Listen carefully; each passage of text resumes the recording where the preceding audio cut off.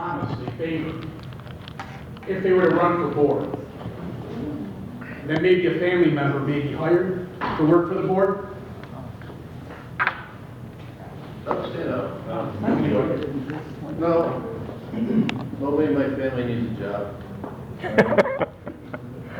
It's not like the fire department or the police department where, but when you're involved in these public type of, and I'm not gonna get involved, but when you're involved in these public type of, the police departments, the school systems, there's a lot of that, and it's just inherent with it, we got the best police department, I think, in the United States, but half the people in there were put in there from people that knew people in the administration. That just happens. You look at the fire department, it's the same way. It doesn't take away from it. It's just that you get to know people in those areas and you work with them. I'm sure it happens on the school board itself, but that's life. I mean, you're not going to change it. I think that's what needs to be changed. Well, it could, but Time's up. I didn't finish.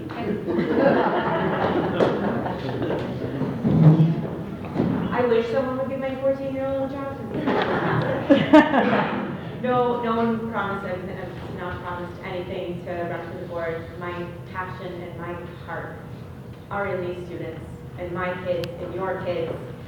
We're all become a family together, and for me, this is my whole passion, and that's why I want to be here, is because these are my concerns for the students and what we can do better. And as for the building, I do agree. I think it's a good thing that it's there. I think it's a good thing that it's there because we have these children that aren't going to go to BOCES, or maybe if they're seeing it, my belief is maybe if they're seeing this firsthand and they're seeing right here how to be a mechanic, how to do this, maybe we're taking the notion that is so far away because they don't see it, there's no visual, now it's here. Maybe we're providing that opportunity, and it's something unique. As for spacing, that's a no-brainer. Everybody knows we're busting at the seams, right? However, we have money. We have $15 million in reserves. This is funding that we should be using to look for construction, for additions, and for additional space. Let's use the money that's in our general funds for what it's for, and let's expand.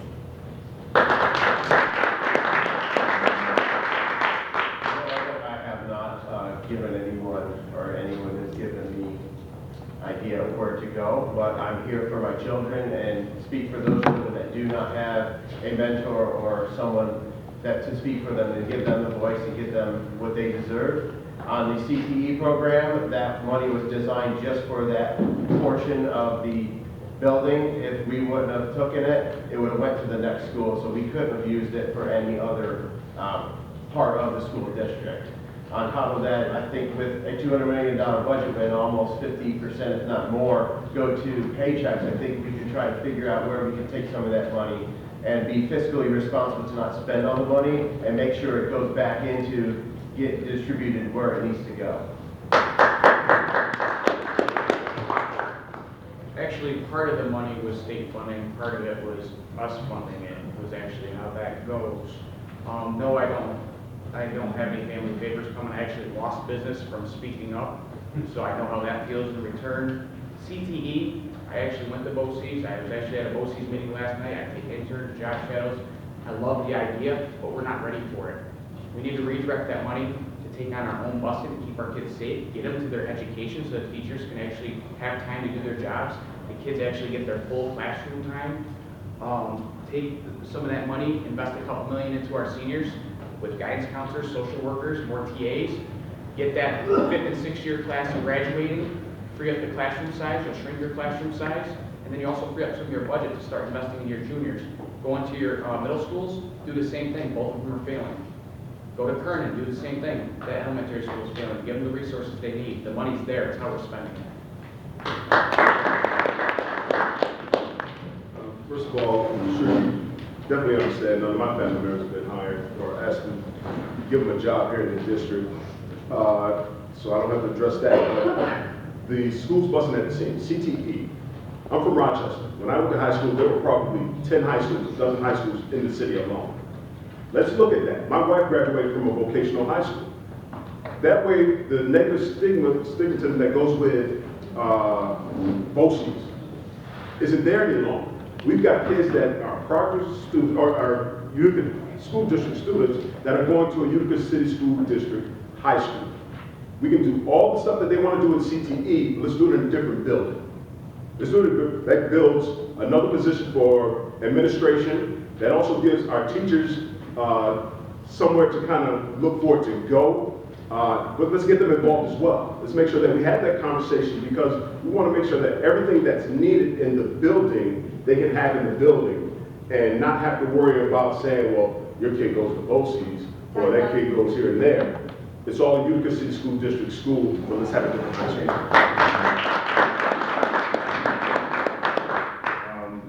As far as the CPE, back when I was in school, we had machine shop, beauty salon, and all the programs, the carpentry, everything they had, Proctor's little thing. We had the clubs. The kids would get together and go on trips. And during them trips, the teachers, we had friendship. We learned all diverse people could get together and enjoy each other, you know, and it was good for us. As far as supporting that, I support that. I think there's a big need in this area for them jobs. The busing, that's another issue with, I think that they're at like 70-something bus drivers they got. And right now, that's what they're gonna have with these new, I talked to them at Durham, and that they need 100. So I think they're doing tests. They're making it more difficult for these people to pass the permit. They have to drive with a permit. They're checking into the as far as a tractor trailer. And they got to make it easier for these people. It's a nationwide problem with the busing. I think we can use more money to resolve these issues.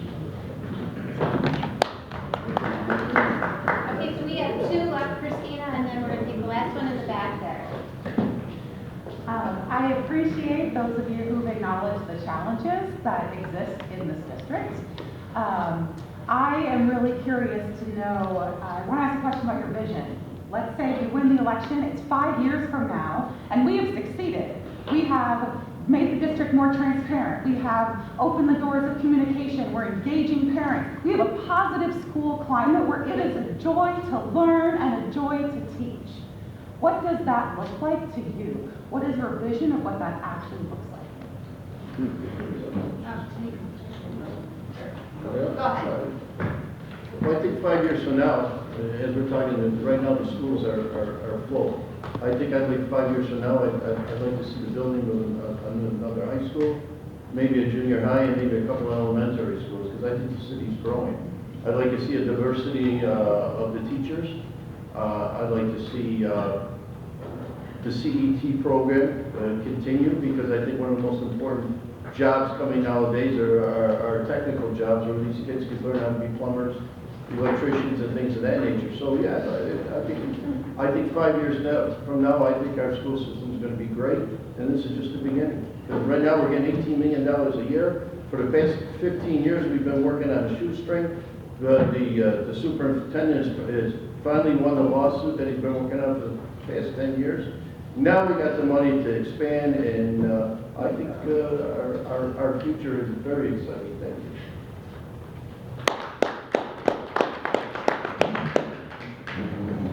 5 years from now.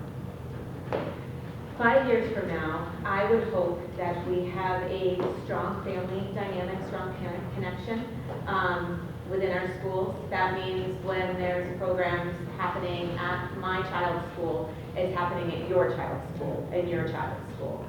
It should be consecutive. We shouldn't have reading and math nights at ours, but then go to a different school and have them say, yeah, well, I thought this was required for all schools. So this means working across the board, that all schools are doing the same things, and all schools are given the same opportunity. I'm there, and I have a group of working parents, which are a lot of grandparents that we've tapped into, right? It's a different day of parents' work, so we've tapped into grandparents. We have a strong parent group that we work to bring all these things, but other schools don't have that. So how do we connect that and make that happen in our schools? And our teachers.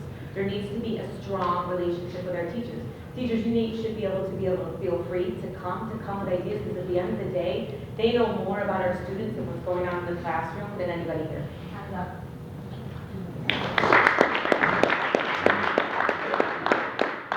I'd like to give them a vision, give them back that American dream and actually live in the dream of our forefathers and all the people that have tried to bring our country together. And I think that comes through education, through confidence, and to make sure that they have the tools so they know that they can succeed and work together and build our community from within. With the CTE program, we can fill all these jobs that are not being filled from our Americans, and we need to start bringing back the community and culture and our heritage back.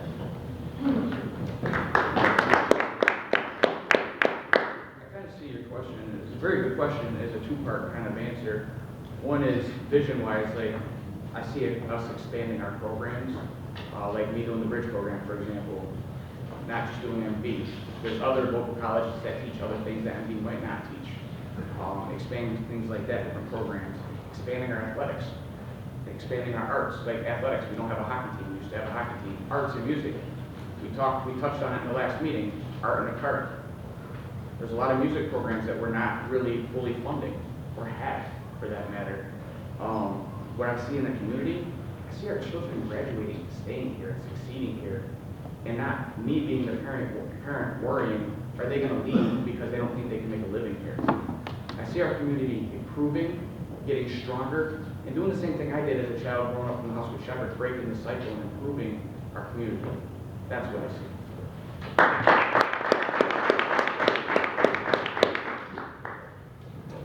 What I see is a city of growth. I see a city of promise. I see a city that will be a beacon of hope to newcomers to the area. So when people are moving here, looking to put down family roots, they're saying the city of Utica is top notch. I see a city that's competitive in all aspects of life. I see a city that's prepared their students to be competitive in the STEAM and the STEM fields, especially when you're looking at what's happening up at Wolf Speed, to help keep our kids, our youth in the area when they graduate. So I think that in 5 years, we'll be well on our way to that. We may not be there, but we'll be well on our way to working at becoming a much better city, because we're working at becoming a much better school district.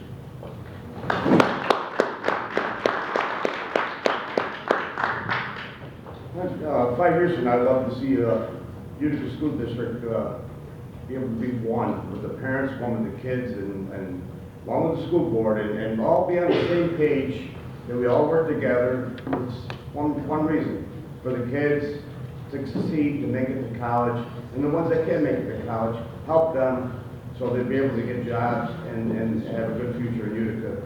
And I think that's part of being a school board member, is trying to make that goal every day for each kid.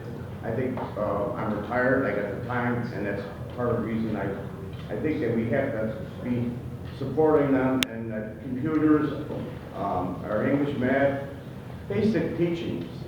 We were kids, we were taught the basic things, and it's like these kids are getting thrown all different things. And I think in our classrooms, we got to make sure that they learn what they're being sent to school for.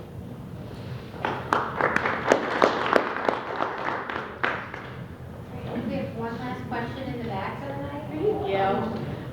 This morning, on my way to work, I listened to Mr. Bob Cardillo on the radio. He was on Talk of the Town. And by the way, just to let you know, Bob Cardillo is the vice president of our board, who also has Jack LaMedico and Dave Testa's sign on his yard. But going further, he gave a lot of misinformation on the radio in regards to the UTA and the negotiations that they have been going through. I am a past employee of the school district, so I am in touch with a lot of people within the district. And from what I've heard, the teachers have been at the table to negotiate. However, the district has not been at the table. And the one key person that doesn't seem to be at that table is our superintendent, Bruce Karam. Surprise, surprise. Do you think that Bruce Karam should be involved in negotiations with the teachers of the district? Should he be sitting with the negotiations team negotiating their contract? Or should that be left up to other people in the district to do? I'd like to know what your thoughts are. It's a very important question, very detailed question. As a business owner, to answer your question, yes, he should be there. Before I went any further, as a business owner of 19 years, my staff never had to ask for a raise. It's my job to work. Their job to show up and get the job done. My job to make sure I can give them the pay increase. And I've actually gone to the school board meetings and spoken about this because I can't seem to figure out how we give a superintendent 2 contract extensions and 2 pay increases. And now he's getting a 3rd pay increase in this next budget, but we haven't taken care of our UTA yet. And then you look at the timeline, May 17th, right? We're voting. Very next week, we're in a board meeting. I don't know if I'm gonna have the capability or if we're qualified that quick to look at a union contract, or if it's even fair to the UTA. Almost 11 months they're out of contract, and no one's pushing any paper to move it along faster. And no one's making anything happen. It's not fair to them. These people work really hard to take care of our children, and teach our children, and invest in our children just as much as we do. So yes, he should be there.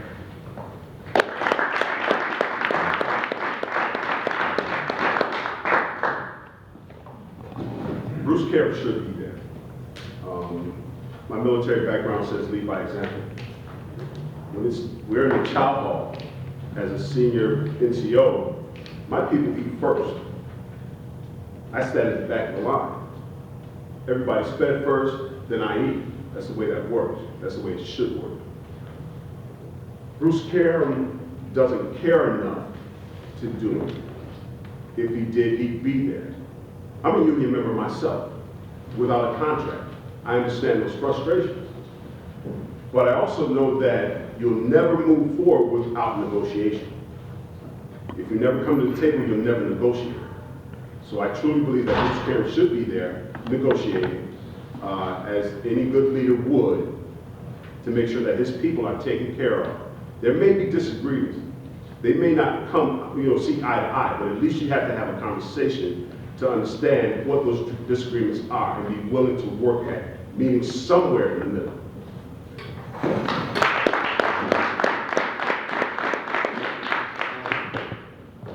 I believe, well, first part of your question, Mr. Cardillo went on the radio, I guess, supporting me and Jack, but Mr. LaFoe supporting 2 candidates.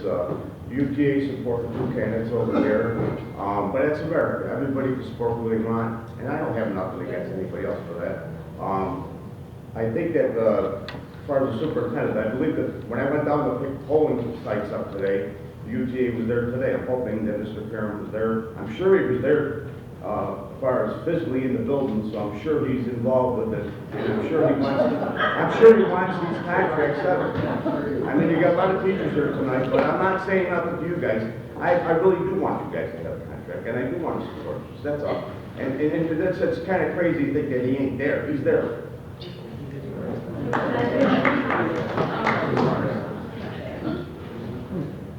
I think it's very important that homes be at every single negotiation meeting.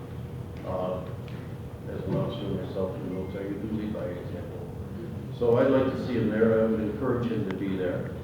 And it's not going to happen without his okay. It's not going to happen without the union get together with him. All right. I know he's already settled 4 contracts this year, and this is the final one that he hasn't settled, and I would encourage him to do that. So let's hope they can get together and move on. Thank you.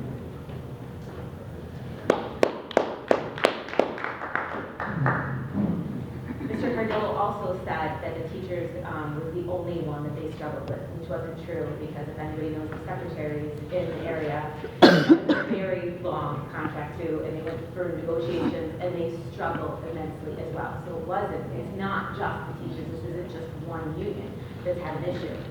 Should Bruce be at the table? Yes, he's our leader, he's the superintendent, he's officially your top employer. Anybody's top employer should be at the table when it's coming to negotiations. They should have a say, and again, it goes back to communication and transparency, and then our teachers feeling valid and appreciated and heard. If their superintendent does not come to the table, that communication is broke. What does it say to our teachers? It's an exact reflection of how he feels. It's a statement, not a writing, it's a statement. We can't let that statement down. He's our leader, if he's in the school, and he needs to be there, and negotiations need to be.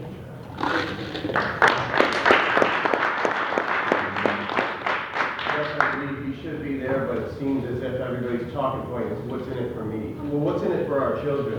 Their educational needs aren't being met, and the performance needs to start stepping up, and we need to start talking about the children. That's what the purpose our educational system is for, not for how much money am I going to get paid. And we need to start stepping up the bar for them and make sure that their educational needs start getting met. I have the utmost respect for the teachers. I have 3 of my own. I couldn't imagine dealing with 20 or 30 of them. But we need to start focusing on what we are here for, and that's the children. Okay, guys, that is it for tonight. I'll let you talk to them after. Okay. And that's it for tonight. Amy, let's give a round of applause.